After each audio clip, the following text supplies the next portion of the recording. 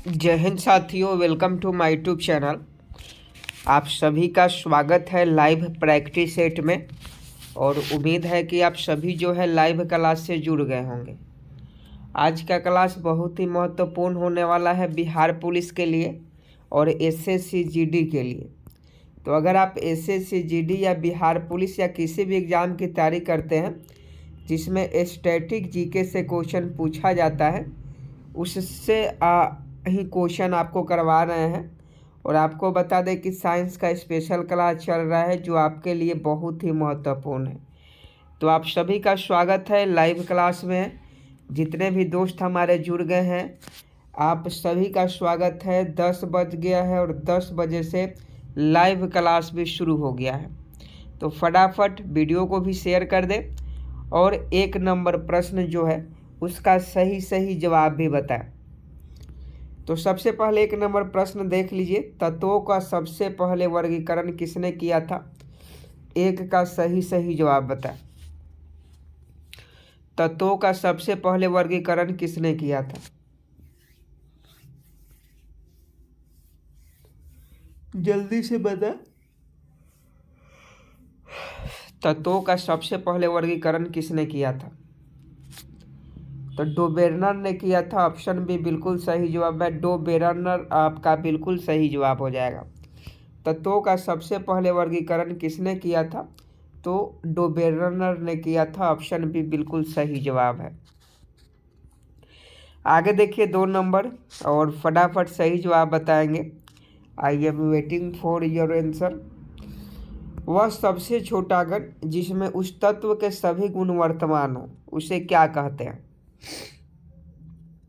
सही सही जवाब बताएं। 2 नंबर।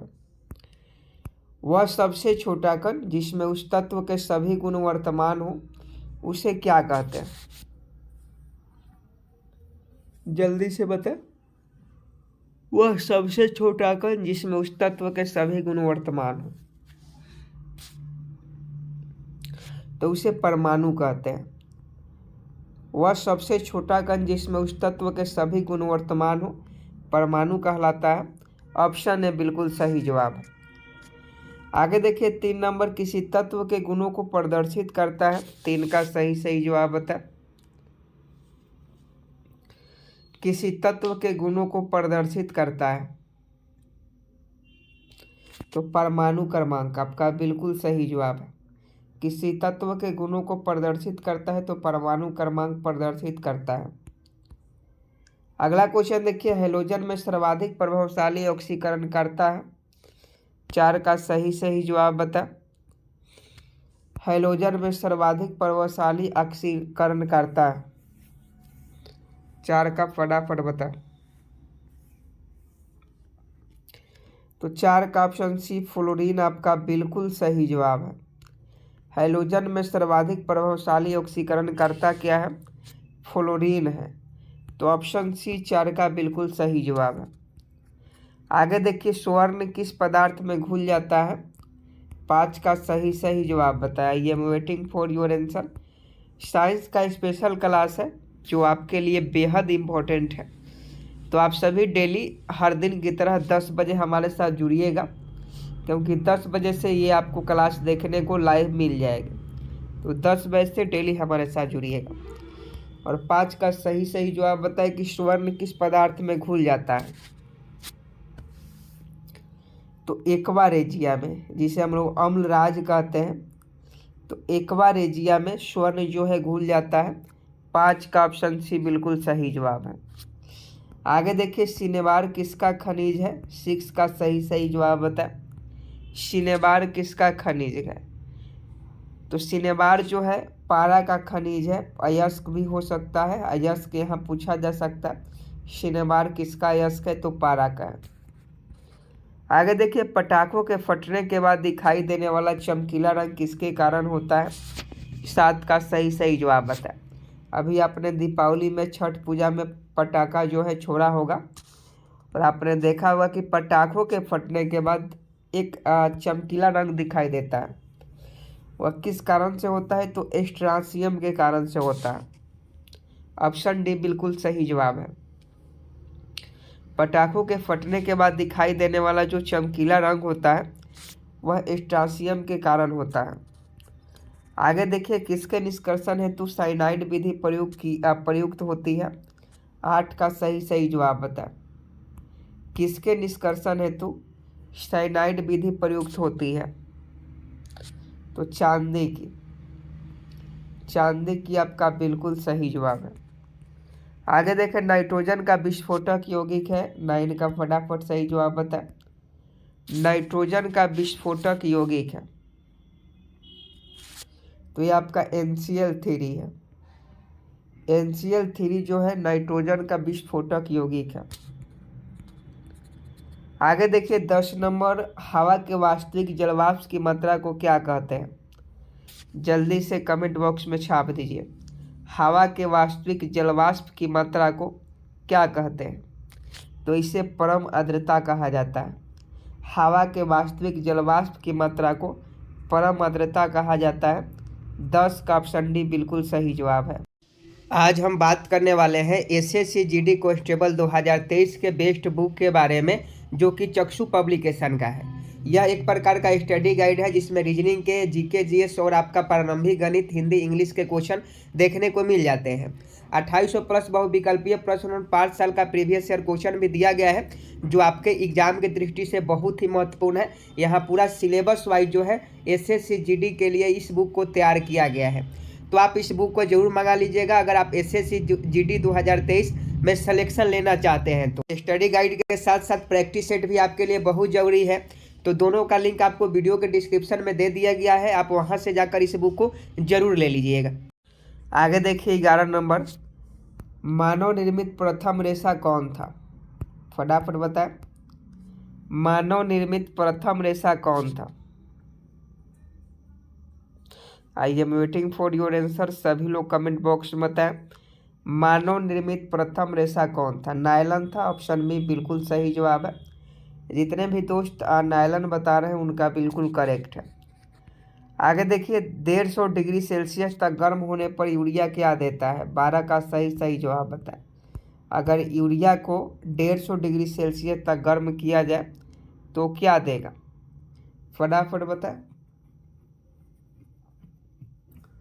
क्वेश्चन इंपॉर्टेंट है, कई बार पूछा गया है कि 150 डिग्री सेल्सियस तक 150 सेल्सियस तक गर्म होने पर यूरिया देता है।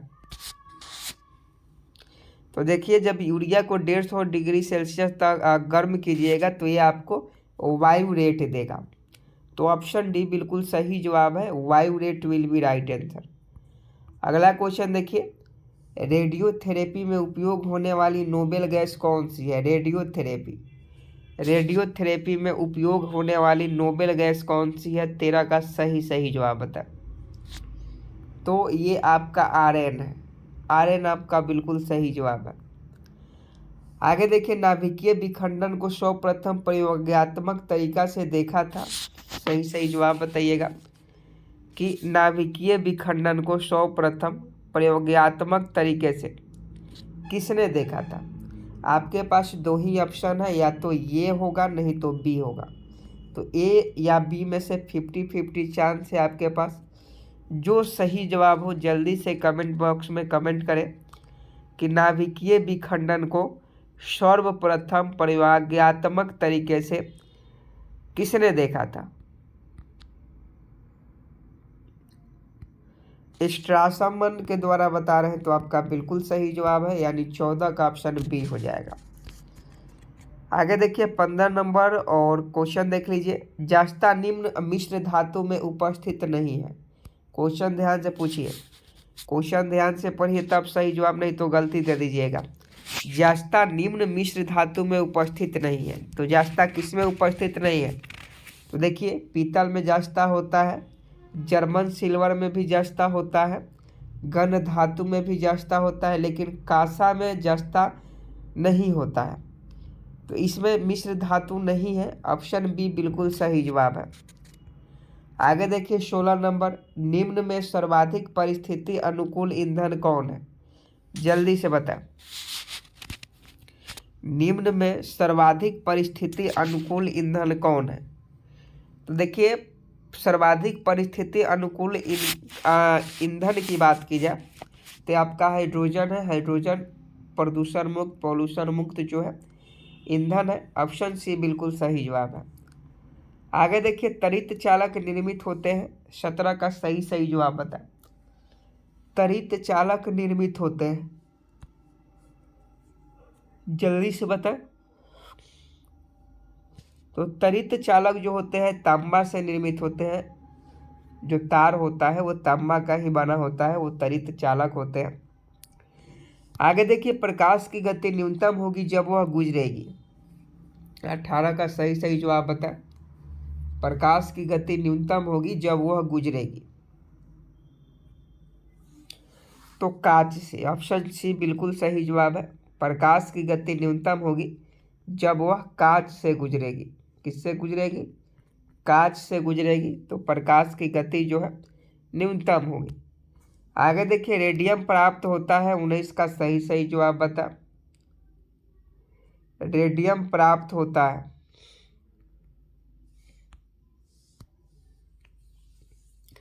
तो पिच ब्लेड से। रेडियम किससे प्राप्त होता है? पिच ब्लेड से प्राप्त होता है।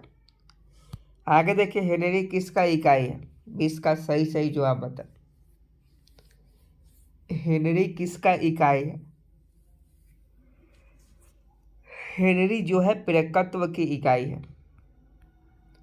हेनरी किसकी इकाई है? क्वेश्चन पूछा जाता है तो हेनरी आपका प्रेरकत्व की इकाई है।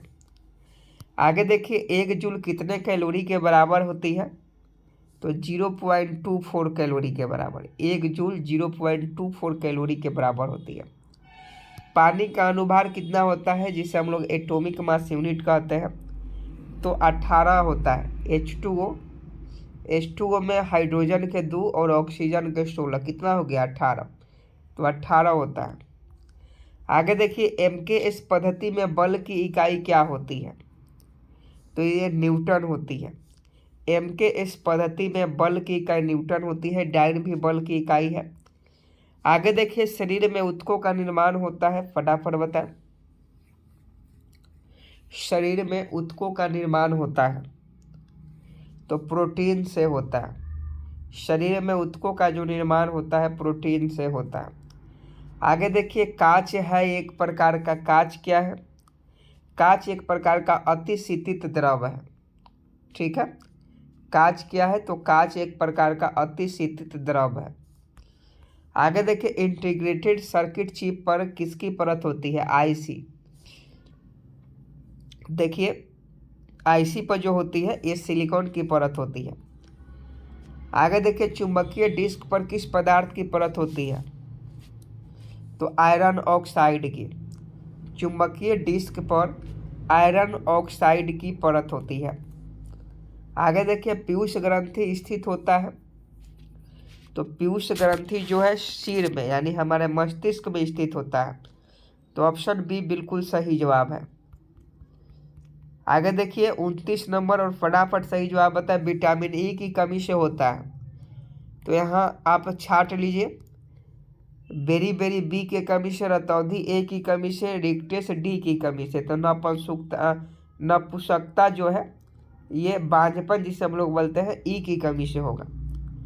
आगे देखिए, प्रति सेकेंड 1 रेडियन कितने आरपीएम के बराबर होता है? प्रति सेकेंड 1 रेडियन कितने आरपीएम के बराबर होता है? 9.549। आगे देखिए, एफआईआर में आई अक्षर किसका घोतक है? तो ये जो होता है इंफॉर्मेशन का होता है।